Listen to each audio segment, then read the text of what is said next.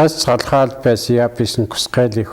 to Indian time, this month of June, which we call This is the time, usually the time when the camas is all ready to dig. Over the years, the change in the weather, the climate has kind of altered the exact times for Bitterroot for the camas to be ready. But the camas is something that's an important part of our food chain next to the Bitterroot, which we had last month. We had our Bitterroot feast last month, and the camas is the next important part of our food. Camas is usually cooked in a pit, and it's a 3-day process.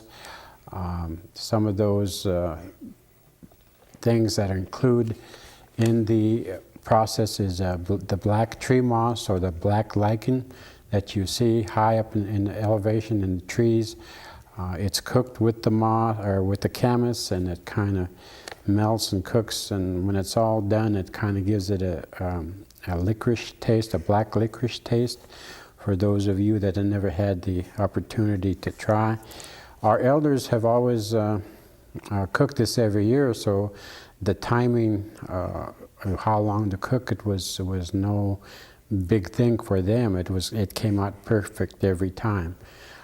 Today we struggle a little bit because we can't get the timing right. We don't cook it as often as our elders did in the past. Also, this time of the year, people would be getting bark, making bark baskets, getting ready for the summer to dig berries and that kind of stuff. Teepee poles, early spring are easy to peel, so they were also gotten at this time of the year. The wild rose was a sign when it bloomed, was that the buffalo were ready and nice and fat to go up and get their meat supply. Strawberries were also a sign when it was ripe that the elk and a deer, baby elk and deer were born. These were some of the signs that some of our ancestors looked at, and when they seen it, they knew these kind of things. I guess today we don't pay enough attention to our natural world, to our animals, that we don't learn these things. Our elders and our ancestors depended a lot, so that's why they treated the animals with respect and the plants with respect, because they depended on it not only as a food, but also as ways to tell the time of different things that was ready. On this time, our place names for this show we'll have is Cullooyah. Cullooyah, which is for Camas Prairie. That's the place at just north of Perma.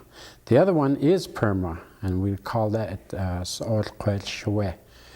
Cullooyah is referring to the raw camas. The Cullooyah, there's Perma, is referring to somebody going down to the water and hollering.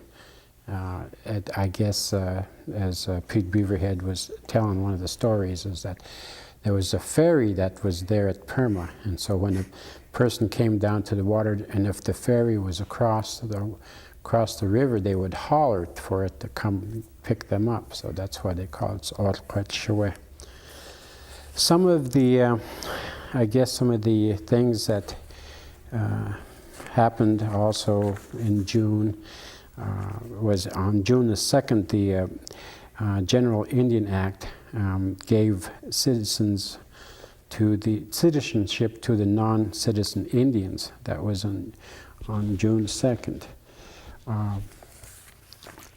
In 1872, the Congress approved an earlier executive order to remove the Salish from the Bitterroot. The government at that time appointed James Garfield to go to the Bitterroot Valley to negotiate agreement with Charlot and his Salish people.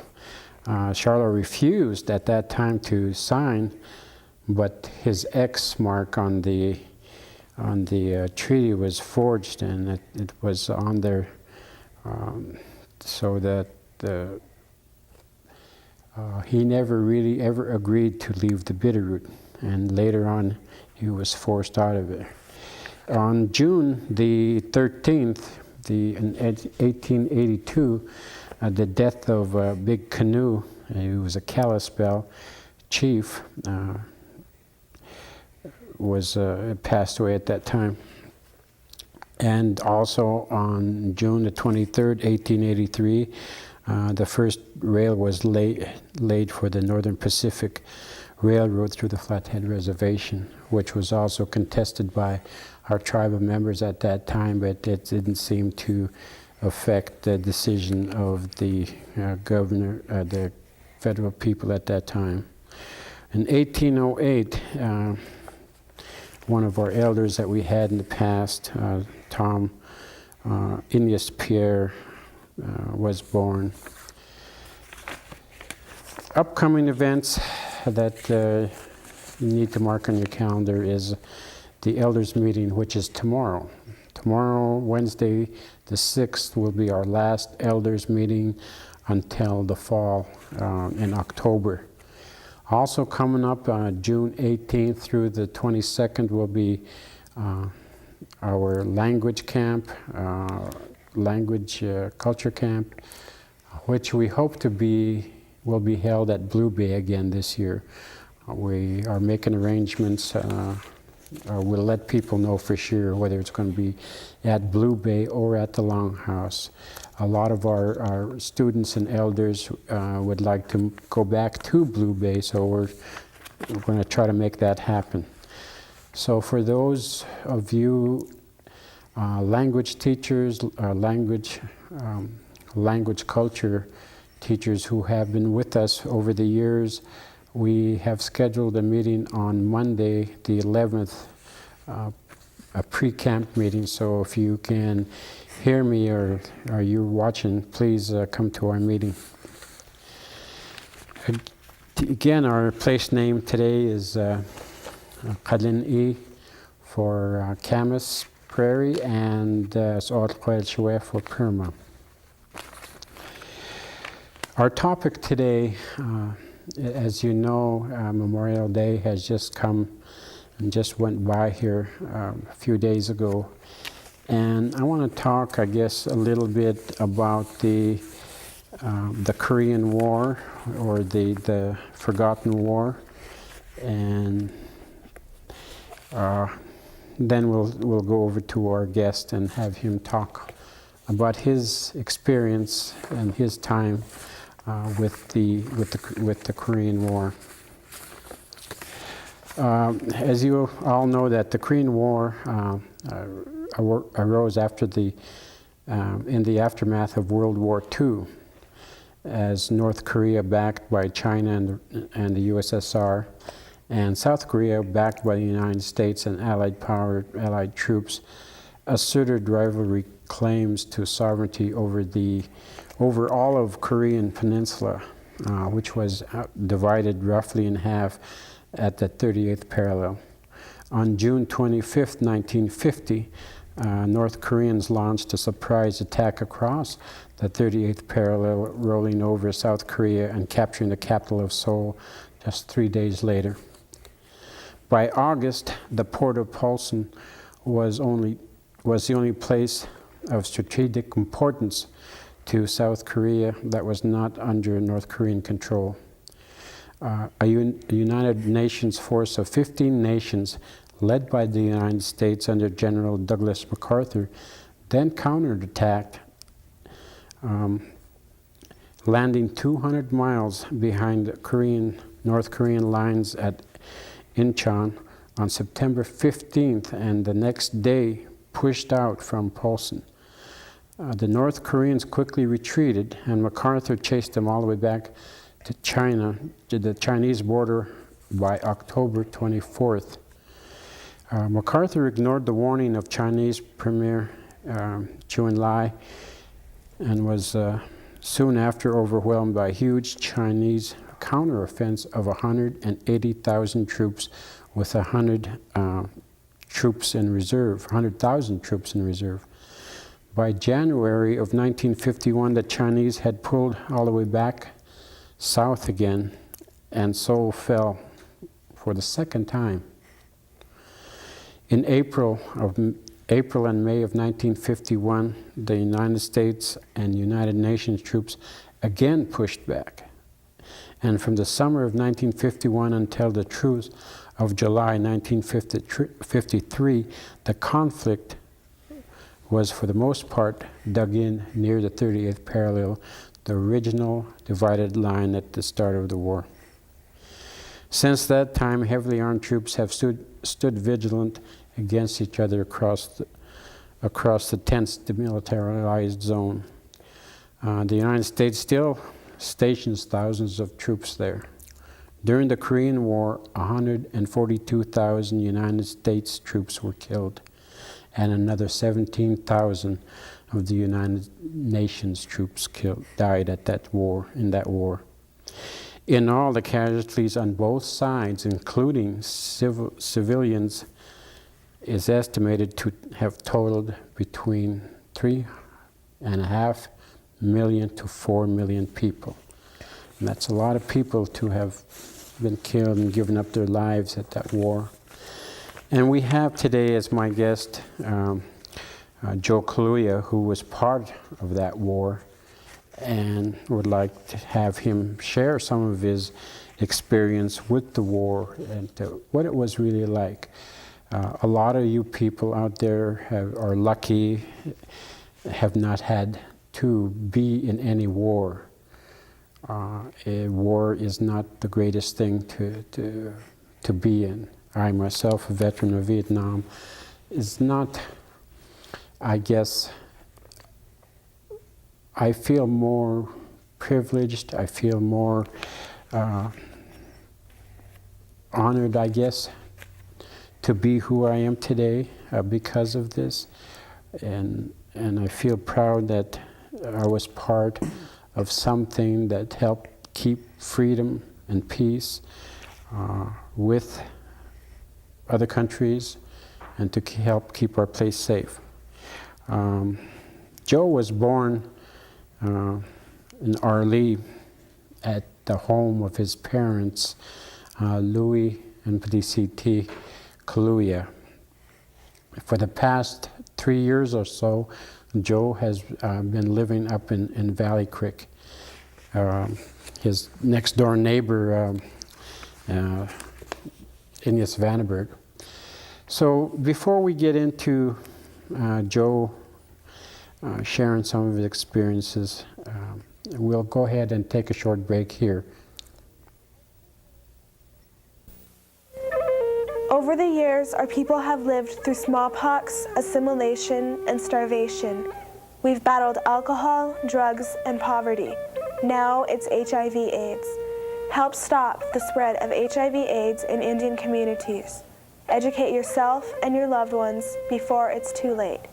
This is real life. It has real consequences.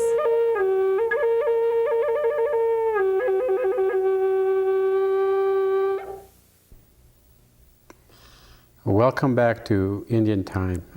Today, as I said, my guest today is Joe Cullooyah from Valley Creek, who was born in Arlee at the home of his parents, Louis and Petite Cullooyah. The place names again for today is Khadlin-E for Camas Prairie and S'Otquetchwe for Perma. As I said before, war is a very unpleasant experience, but sometimes it seems like it's necessary. War has been going on for thousands of years. Our ancestors have been in war, protecting our land, our way of life, our values for thousands of years. And the modern day wars with other countries is very similar. Indian people throughout the country have given up more of their people than any other ethnic group in the world, in the United States. Indian people have given so much of their time, their lives, to protect our values as Indian people, our way of life.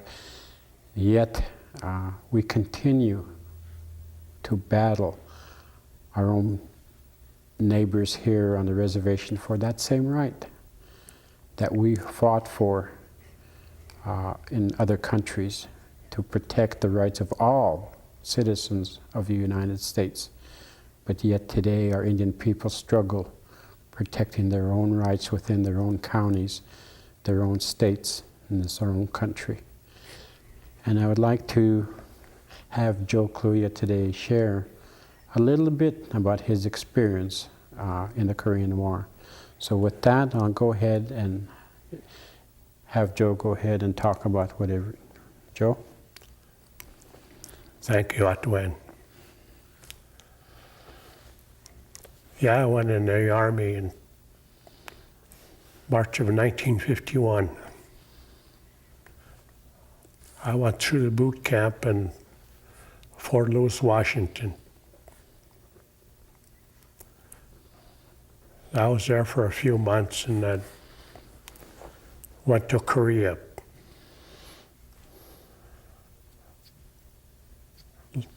Boarded a ship in Seattle.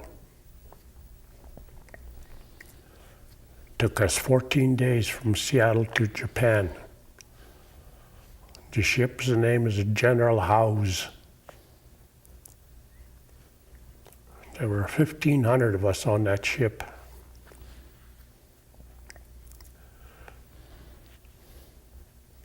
When we got in Yokohama, we got off the ship and went to the replacement center in Camp Drake.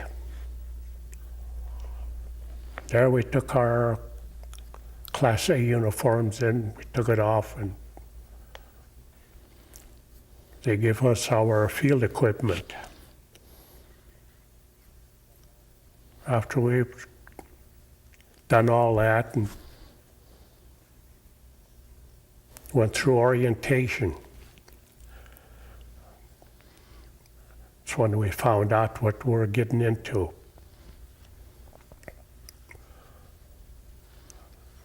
So after we finished that, next day we went back and got back on the ship.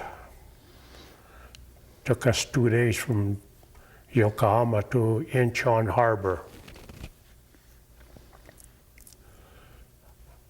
When we got off the ship in the Incheon, the water was choppy.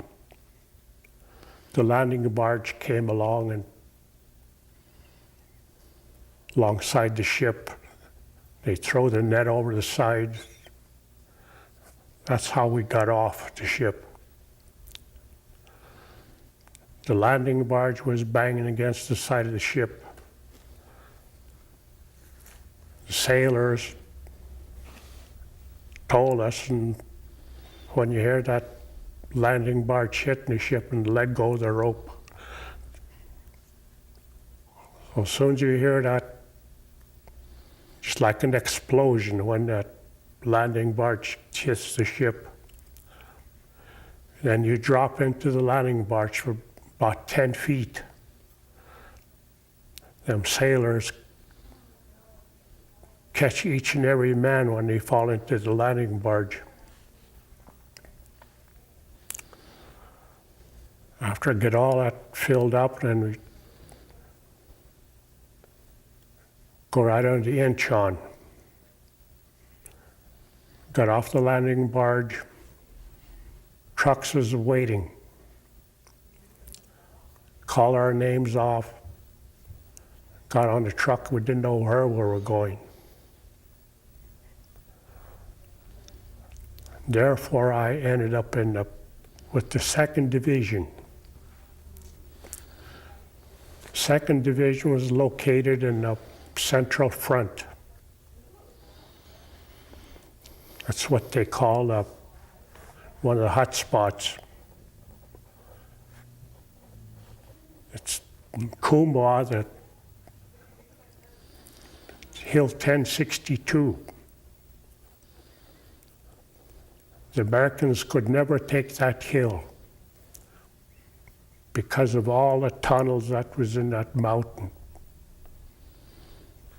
You can shoot that mountain with artillery, never do any damage to the troops because all the North Koreans and Chinese that were in the tunnels.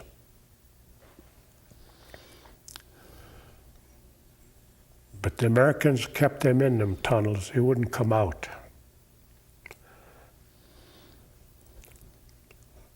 That's where I got with the 2nd Division.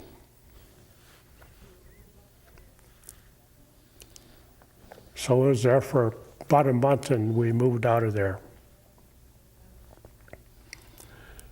We moved west into Chorwan Valley.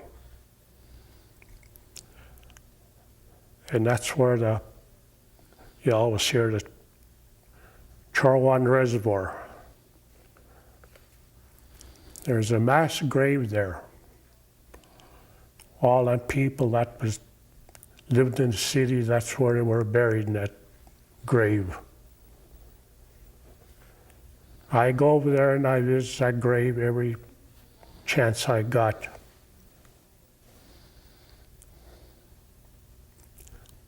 I felt bad because how they died and why. They died for nothing, minding their own business.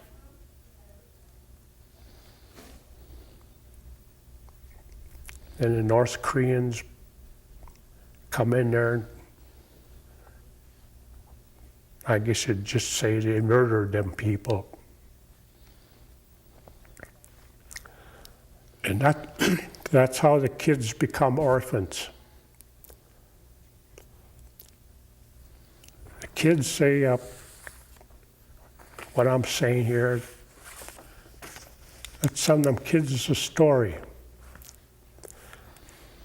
Our kids, we adopted 84 of them orphans. And the older one's 16. And the youngest one's about 4 years old. And they all had stories about what happened to their parents. And the way they tell about what happened to their parents has really made me angry. The North Koreans come in and rounded up all the people. They separate the children from the adults. They torture each and every one of the adults in front of the children, one by one. When there's no more resistance, they shoot that man or that woman in the head. They go throw them in the hole. And they start on the next one. They do the same thing while our kids are standing there watching. When they got through killing all the adults, they blow up each and every home. That wasn't enough, so they burned it. And they told the children if they didn't run, they would shoot them too. So that's how them kids become orphans. They took off running, and that's how they end up in the valleys. They didn't have no home, didn't have nobody to turn to. Nobody can help them. Those kids are on their own. And that's how I become involved in them orphans. We had to do something about them. So we adopted 84 of them. We built a home for them. We bought them everything that they needed. Toys, school supplies, clothes, anything that they needed.